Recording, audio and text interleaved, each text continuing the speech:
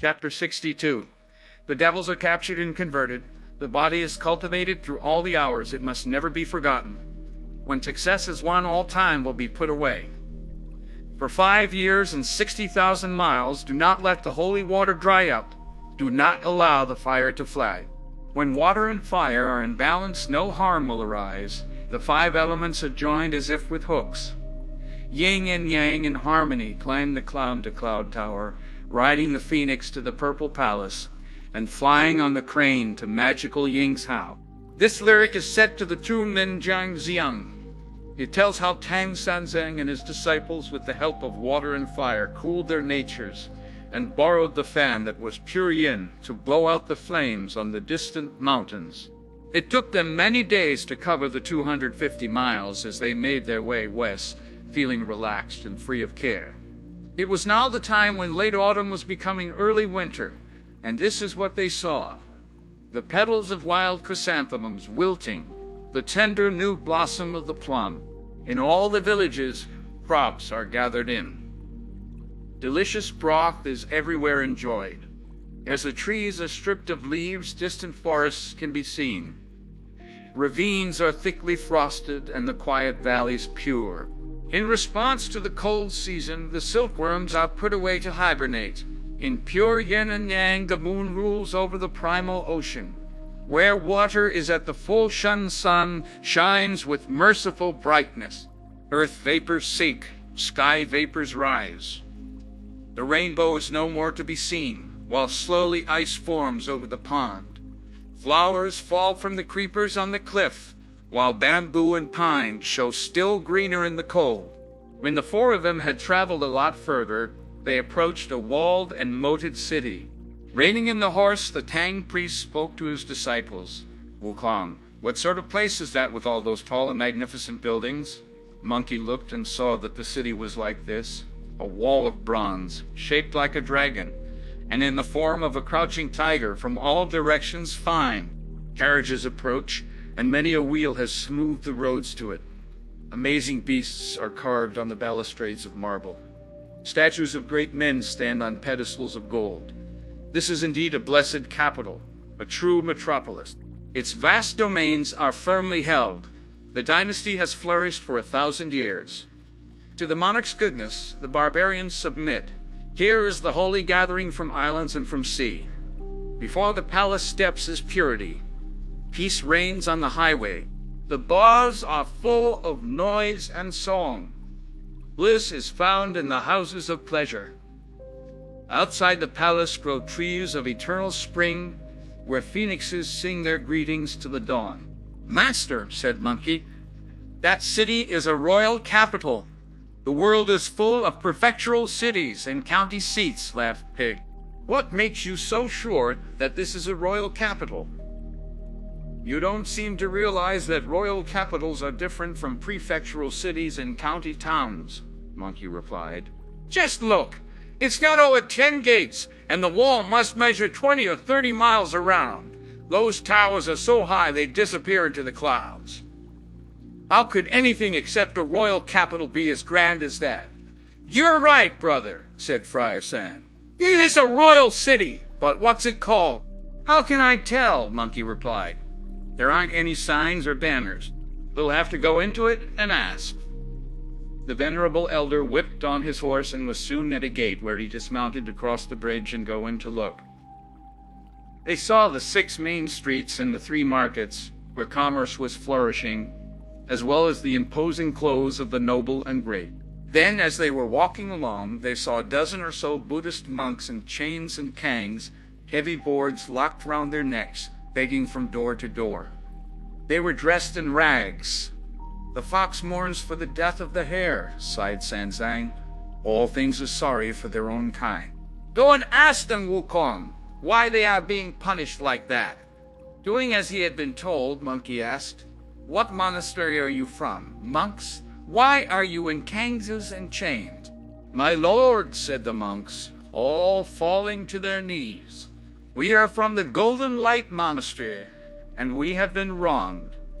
Where is the Golden Light Monastery? Monkey asked. Just round the corner, they replied. Monkey led them to the Tang priest and asked them, How have you been wrong? Tell me. We don't know where you're from, but you look a little familiar to us, my lords, the monks replied. We don't dare talk here. Please come to our poor monastery where we can tell you our woes. Very well, said the venerable elder. We shall go to their monastery and ask them all the details. They went with them to the monastery gate, over which was a board on which was written in letters of gold, nation protecting. Golden Light Monastery, founded by royal command. When master and disciples went inside to look around, this is what they saw. Cold were the lamps in the ancient hall. Wind blew the leaves along deserted cloisters. 1,000-foot pagoda touched the clouds. Pine trees grew to nourish the nature. Fallen blooms carpeted the unvisited grounds. Spiders span cobwebs all over the eaves.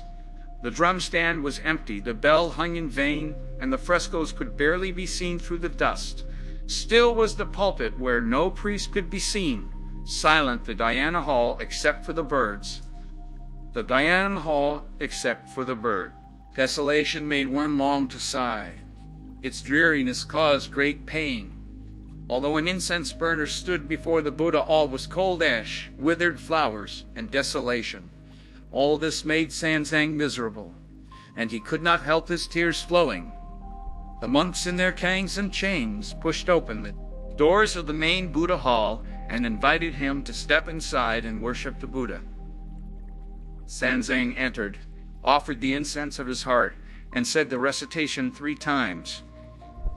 Then he turned round again to see 6 or 7 young monks locked to the pillars outside the abbot's lodgings. It was more than he could bear. When he entered the abbot's lodgings and all the monks came to kowtow to him, they asked, "You reverend gentlemen look rather different. Are you from Great Tang in the east?" "You must have second sight, monk," he said with a laugh. "We are indeed, but how could you tell?" "We don't have second sight, my lords," the monks replied. "It's just that because we're so distressed at the injustice we've suffered, and because there's nowhere else we can turn, we have been calling on heaven and earth for days on end. Some heavenly deity must have been moved by us, because last night we all had the same dream. We were told that a holy monk was coming from Great Tang in the east who would save our lives and right our wrongs. We knew who you were today because you looked rather unusual." This pleased Sanzang greatly. "What country is this, and what injustice have you suffered?" he asked. "My lord," said the monks on their knees, "this country is called Juzai, and it's one of the biggest in the West. In the old days, the foreign states all around used to send tribute. Yuetuo in the south, Gaocheng to the north, Western Liang in the east, and Benbo to the west. Every year they used to offer fine jade, bright pearls, beautiful women, and magnificent horses. We never had to resort to arms or send expeditions against them. They naturally acknowledged us as their suzerain. If they did that, your king must understand the way, and your civil and military officials be wise and good," Sanzang said. "My lord," the monks replied to Sanzang's question, "our country's civil officials are not wise, our generals are not good, and our monarch does not understand the way. Auspicious clouds used to gather round the pagoda of our monastery, and mists of good omen rose high above it. The glow above it at night could once be seen from thousands of miles away. The colored vapors were admired by the countries all around. That was why this was a divinely appointed capital to which all the foreigners sent tribute. But 3 years ago at midnight, on the first day of the first month of autumn, it rained blood. The next morning everyone was terrified and miserable. All the ministers submitted a memorial to the throne. They didn't understand why heaven was so angry with us. Taoists were asked to perform purifications and Buddhist monks to recite sutras as an offering to heaven and earth. Goodness only knows why. But our golden pagoda has been contaminated, and for the last 2 years, no foreign countries have sent tribute. Our king wanted to send armies to punish them, but the officials said that the reason why foreign countries weren't sending tribute was that the auspicious clouds and mists of good omen had disappeared, and this was because we monks had stolen the treasure from the pagoda in our monastery. The stupid king did not investigate, and those corrupt officials had all us monks arrested. We have been beaten and tortured in every possible way. There used to be 3 generations of us monks in this monastery, but the 2 older generations both died off because they couldn't take the beating and torture.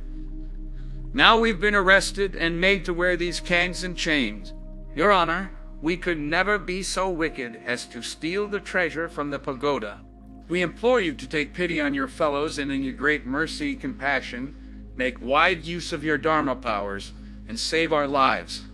At this, Sanzang nodded and said with a sigh, "This is an obscure business that will be hard to sort out. The court is ruling badly, and you are suffering a calamity. If it was the rain of blood that contaminated your pagoda, why did you not report the fact to your king at the time? Instead, you let yourselves in for this calamity. We are only common mortals, your lordship, and had no way of telling what heaven had in mind. Besides, our elders didn't understand. What could we be expected to do about it?" "What's the time, Wukong?" Sanzang asked. "About 4 in the afternoon," Monkey replied. "I would like to see the king to present our passports," Sanzang said, "but I cannot solve these monks' problem and report on it to His Majesty. When I left Chang'an, I made a vow in the Famen Monastery that on my journey west, I would burn incense at every temple I passed, worship the Buddha in every monastery I came across, and sweep every pagoda I saw.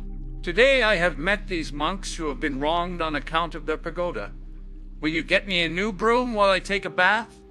I shall then go up to sweep it and find out what has contaminated it and why it does not gleam any longer. Once I have found out the truth, it will be much easier to report on it in person to the king and rescue them from their misery." As soon as the monks in canes and chains heard this, they hurried to the kitchen to fetch a big vegetable chopper that they handed to Pig.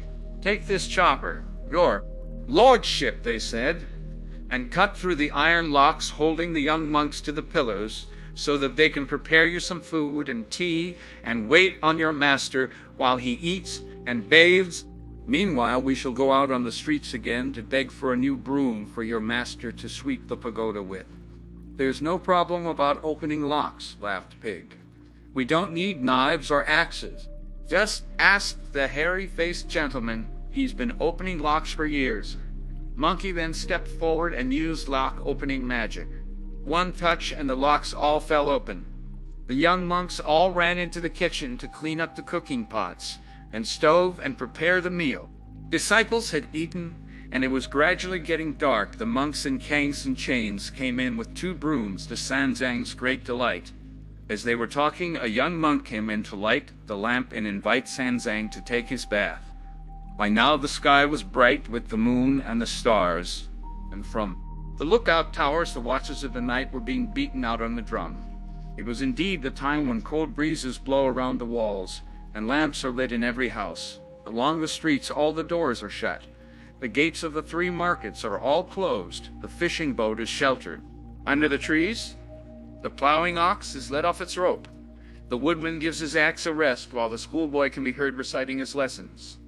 When Sanzang had bathed, he put on a narrow-sleeved tunic, tightened the belt around his waist, put on a pair of boots, and took the new brooms. "You sleep here while I sweep the pagoda," he said to the monks. "The pagoda was contaminated by the rain of blood," Monkey said, "and it hasn't shone for many a long day.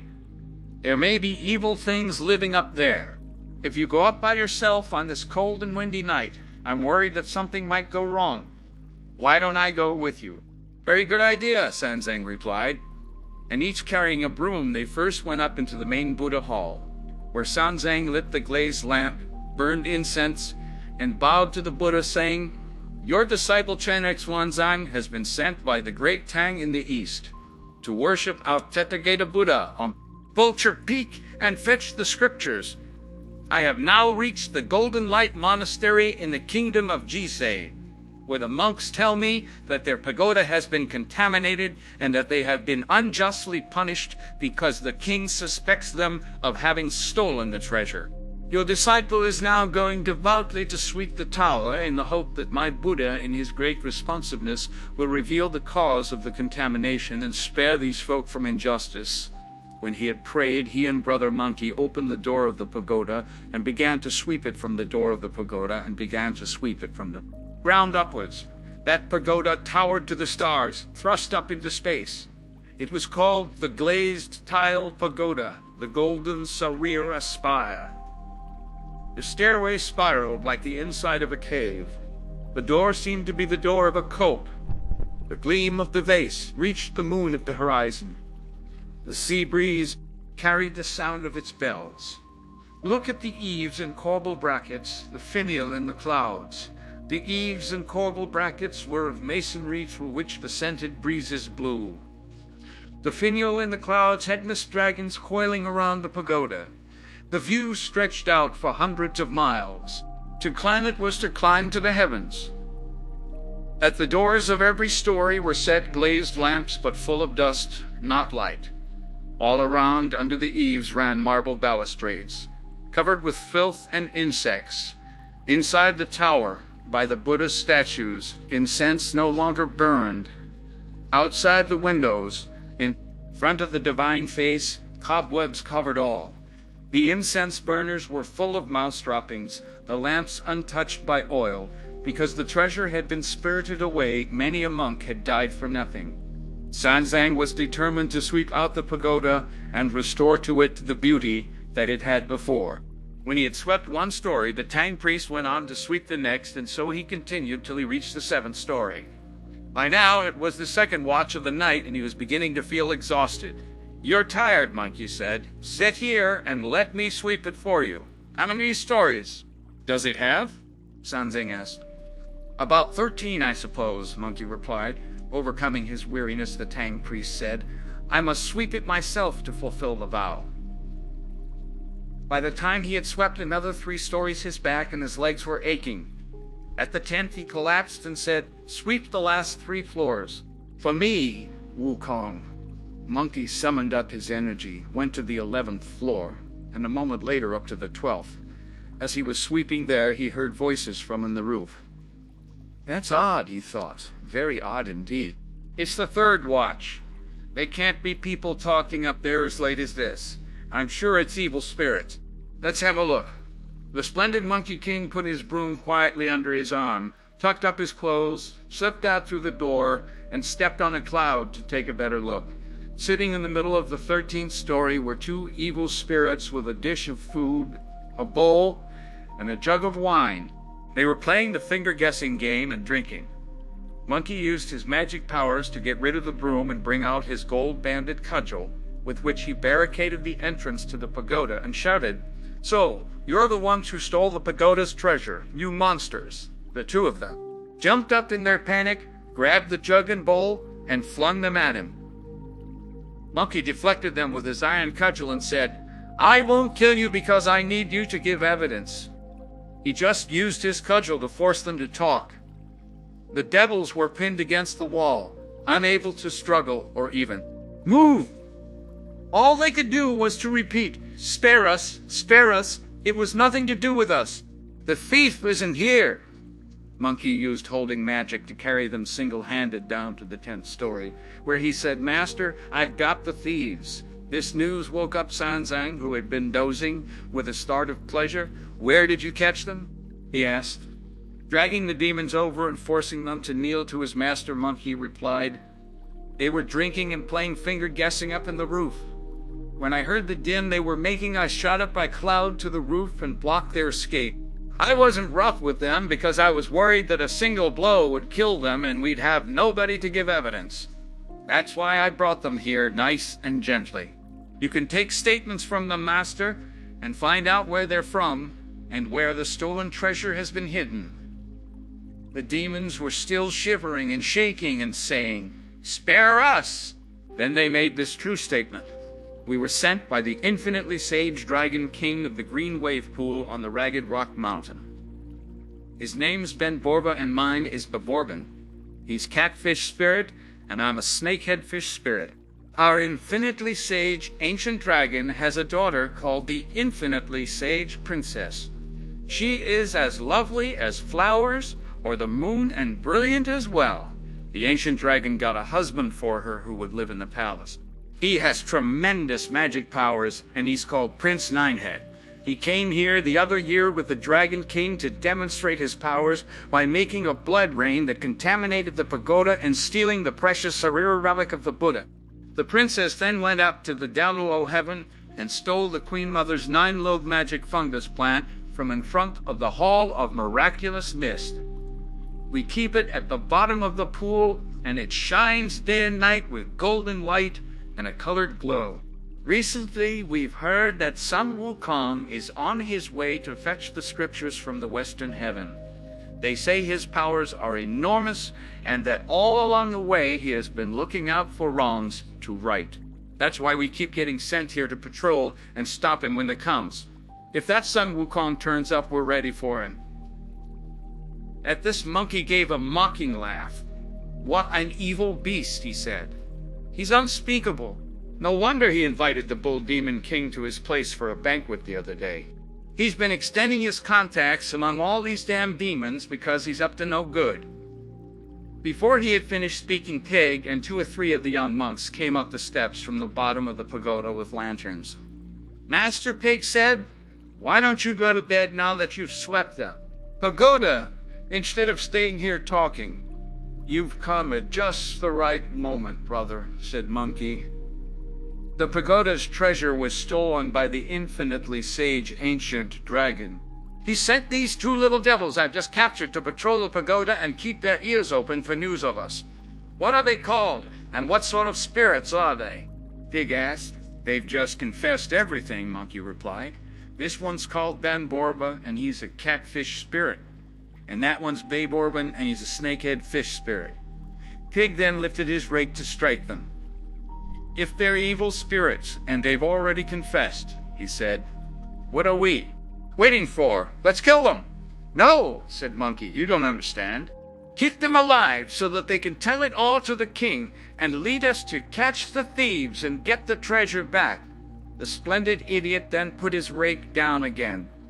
He and Monkey each carried one of them down the stairs. Spare us, the demons kept pleading.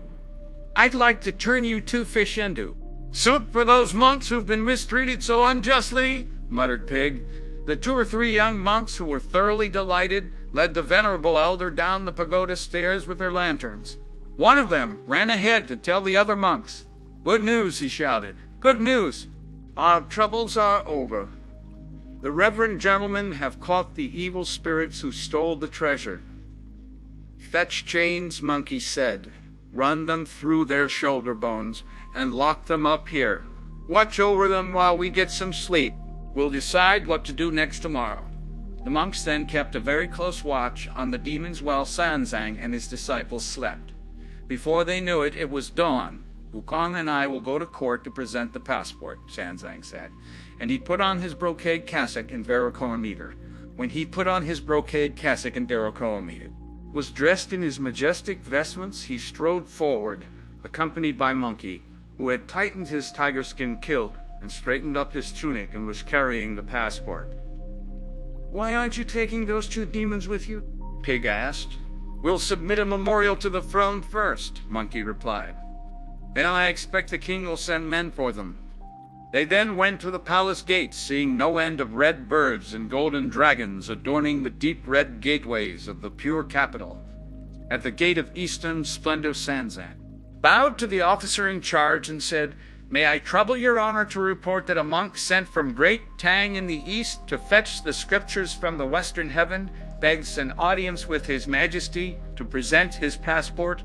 The gate officer did indeed make this report, going to the steps of the throne to say, There are 2 Buddhist monks with strange faces and strange clothes outside, who say they have been sent by the Tang court in the east of the southern continent of Jambu to go to the west to worship the Buddha and fetch the scriptures. They request an audience with your majesty in order to present their passport. The king then sent for them. As the Tang priest took him into the palace, all the civilian and military officials were alarmed at the sight of Monkey. Some called him the Monkey Monk, and others the Thunder God Monk. They were all too terrified to look at him for very long. The Tang priest bowed to the king with a dance and a loud chant of obeisance, while the great sage stood leaning to one side with his arms crossed, not moving. The venerable elder then submitted this memorial. I am a priest who has been sent by the great Tang in the east of the southern continent of Jambu to worship the Buddha and fetch the true scriptures in Thunder Monastery in the land of India in the west. As my route lies across your distinguished country, I would not dare cross without authorization, and I beg you to verify the passport I have with me and allow me to proceed. The king was very pleased to hear all this, so he summoned the holy priest from Tang to the throne hall, where an embroidered stool was set for him to sit on. Sanzang went into the hall by himself and handed over the passport before gratefully accepting the courtesy stool. When the king read the passport through, he was delighted.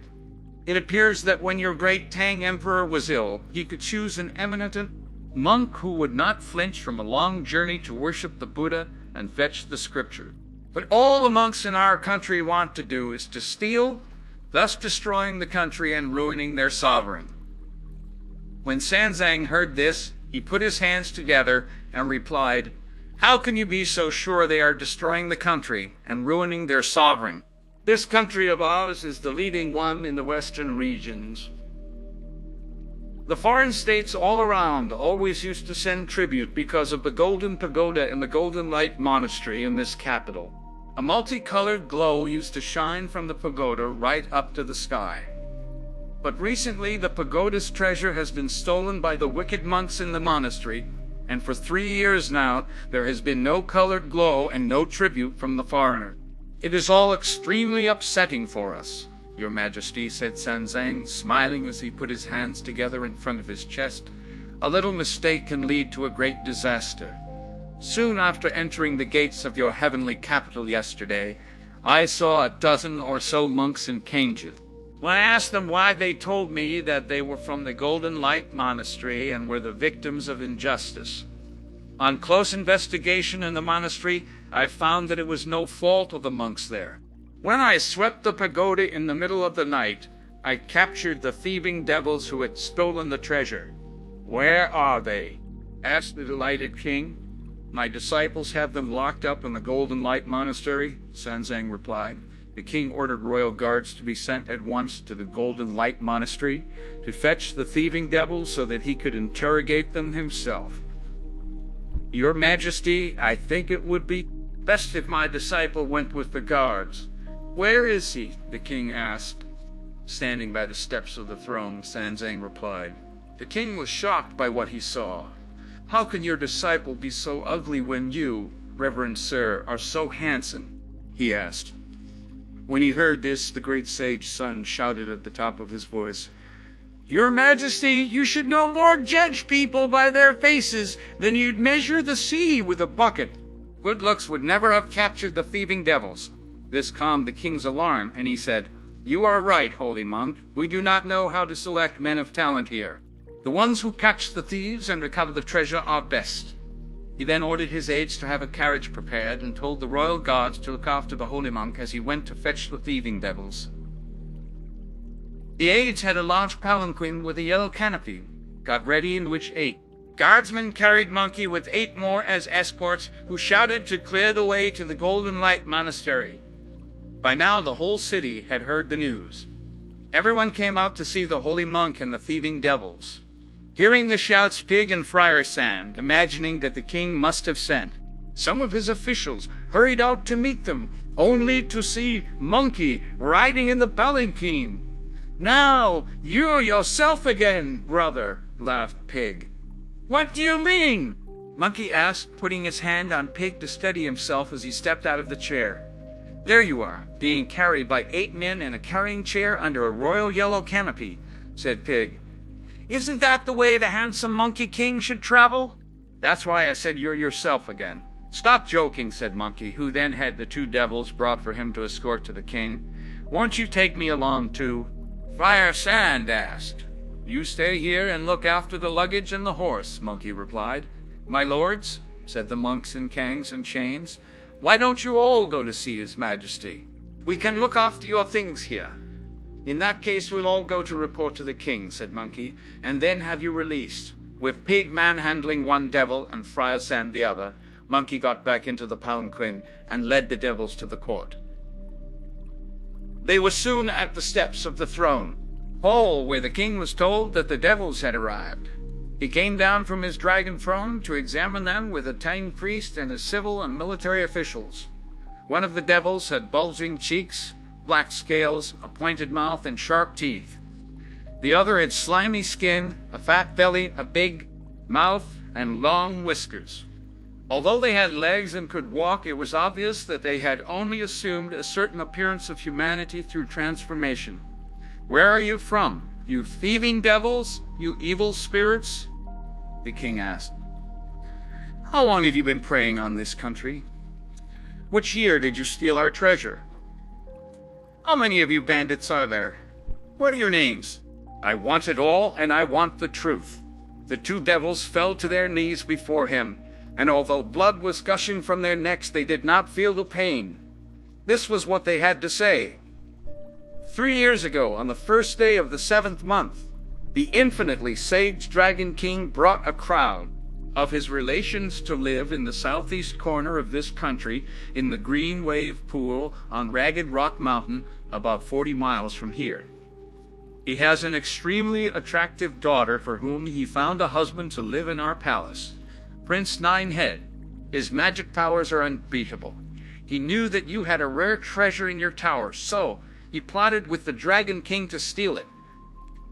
First he made it rain blood, and then he stole the Buddha relic. Now it lights up the Dragon Palace, which is as bright as day even in the darkest night. Then the princess used her powers to sneak up and steal the Queen Mother's magic fungus to keep the treasure warm in the pool. We too aren't the bandit chiefs. We're just private soldiers sent here by the Dragon King, who were captured last night. This is the truth. As you have made this confession, the king said, why don't you tell me your names? I am Ben Borba, one of them replied, and he is Boborban. I am a catfish monster, and he is a snakehead monster. The king then told the royal guards to keep them safely behind bars and ordered, release all the monks of the Golden Light Monastery from their cangs and chains, and have the Office of Foreign Affairs prepare a banquet in the Unicorn Hall to congratulate the holy monks on their great achievements in catching the thieves. We shall now invite them to capture the ringleaders. The Office of Foreign Affairs then laid on a double banquet of both meat and vegetarian food, for which the king invited Sanzang and his disciples to take their places in the Unicorn Hall. May I ask your title, holy monk? He said to Sanzang, who replied, his hands together, my lay surname is Chen, and my Buddhist name Xuanzang. My emperor granted me the surname Tang and the title Sanzang. What are your disciples' titles? The king asked. They do not have titles, Sanzang replied. The senior one is called Sun Wukong, the second one Zhu Wanning, and the third She Wujing. These were the names the Bodhisattva Guanyin of the Southern Sea gave them. When they became my disciples, I called Wukong Sun the novice, Wuning Baiji, and Wujing Friar Sand. The king then asked Sanzang to take the place of honor, while Monkey sat at his left and Pig and Friar Sand at his right. Their banquet was all vegetarian, fruit, vegetables, tea, and rice. In front of them was a table of meat dishes at which sat the king, and below him were 100 or more tables set with meat dishes for all the civil and military officials. The officials all thanked the king for his kindness, and the disciples sat down with the permission of their master. Seated, the king raised his goblet, and though Sanzang would not drink, his 3 disciples all drank to the success of the banquet. Woodwinds and strings then began to sound as the court musicians perform. Just watch Pig as he eats for all he is worth, gobbling his food down whole like a tiger, or a wolf, and emptying the table. Soon more soup and food was brought, only to disappear in the same way. Every time servants brought more wine, he drained the cup, never refusing. The feast went on till after midday before it broke up. When Sanzang expressed his thanks for the sumptuous banquet, the king wanted to keep him longer. It was just a gesture to thank you, holy monks, for catching the demons. He then ordered the Office of Foreign Affairs to move the banquet to the Jianshan Palace so that he could discuss with the holy monks how the ringleaders were to be captured and the treasure brought back to the pagoda. If we are to capture the thieves and recover the treasure, Sanzang said, another banquet won't be needed. We shall take our leave of your majesty now and set off to catch the demons. But the king insisted on taking them to the Jianshan Palace for another banquet. Which of you holy monks will lead the force that is to capture the monsters? He asked, raising his goblet. Send my senior disciple Sun Wukong, Sanzang replied. The great sage raised his clasped hands and bowed in acknowledgement. If the venerable Sun is going, how big a force of cavalry and foot will he need? The king asked. And when will he be setting out? At this, Pig could not restrain himself from shouting, we won't need any soldiers, and we don't care when we go. With a good meal and a few drinks inside us, he and I can go and catch them right now, just by laying our hands on them. Beiji, said Sanzang with delight. You're getting very keen. Very well then, said Monkey Friar Sand, you guard the master while we two go. Even if you're too venerable. Elders don't need troops, the king said. Surely you need weapons. We don't need your weapons, laughed Pig. We carry our own. On hearing this, the king fetched 2 huge goblets and drank a toast to them on their journey. We won't have any more to drink, said Monkey. But we'd like the royal guards to bring those little demons to us. We need them as guides. The king gave the order, and they were brought out at once. Then Monkey and Pig, each firmly grasping a demon, rode the wind and used carrying magic to take them off to the southeast. Indeed, only when king and court saw the magical clouds did they realize that the 4 of them were truly holy monks. If you don't know how the capture went and what they found, listen to the explanation in the next installment.